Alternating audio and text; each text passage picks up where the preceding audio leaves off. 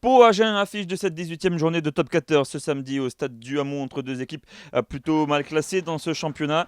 Agen vise la passe de 3 après 2 victoires consécutives et peut se rapprocher un peu plus de son objectif, le maintien. Quant à Pau, malmené à domicile, les Béarnais souhaitent se rassurer sur leur pelouse et offrir à leur public le 4e succès de la saison. À domicile, après un premier quart d'heure plutôt équilibré, 3 partout après une pénalité de chaque côté entre les deux équipes, ce sont les Béarnais qui vont prendre l'avantage au score à la suite de cette séquence de jeu. Incursion dans les 22 mètres, le travail des avants a commencé, dirigé par le numéro 9 Thibaut Dobagna. Le capitaine lance son talonneur Quentin Lespio, plus que 3 mètres à parcourir pour les Béarnais. Nouvelle charge au ras du deuxième ligne, Baptiste Pesanti, le coup d'œil de Thibaut Dobagna, la libération rapide est laissée entre les perches du troisième ligne, Ben Mowen, et s'est transformé 10-3 avant la réplique moins de 10 minutes plus tard du côté du SUA. Bras tendu du côté de Monsieur Charabas, les intervalles qui s'ouvrent, les libérations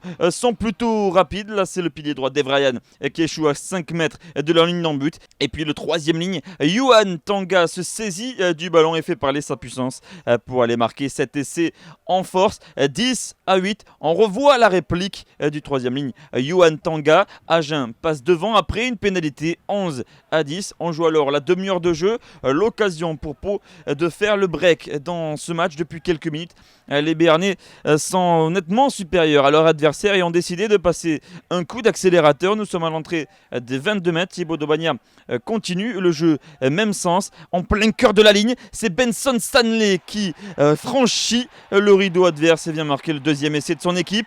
15-11, transformé par Colin Slade. 17-11, quelques minutes plus tard à peine, les Béarnais n'ont pas dit le dernier mot dans ce premier acte et vont tripler la mise.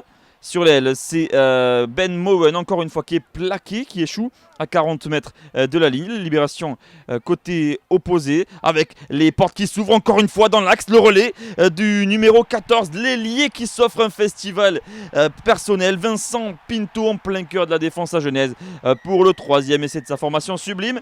Pau fait la différence juste avant la pause. 24-11, c'est le score à l'aube de cette seconde période.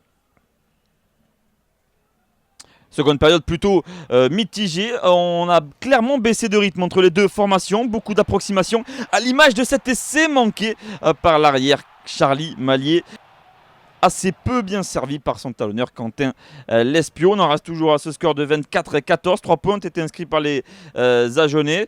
Il n'y aura pas d'essai au cours de ce deuxième acte. Agen va marquer une pénalité supplémentaire, 24-17 à la suite de ce bon grattage. Léo Berdeux passe ses 3 points supplémentaires et Agen, mine de rien, revient au cours de cette seconde période. Agen est même tout proche d'aller décrocher un bonus défensif en toute fin de match. Nous sommes après la sirène. Pau a inscrit 3 points supplémentaires.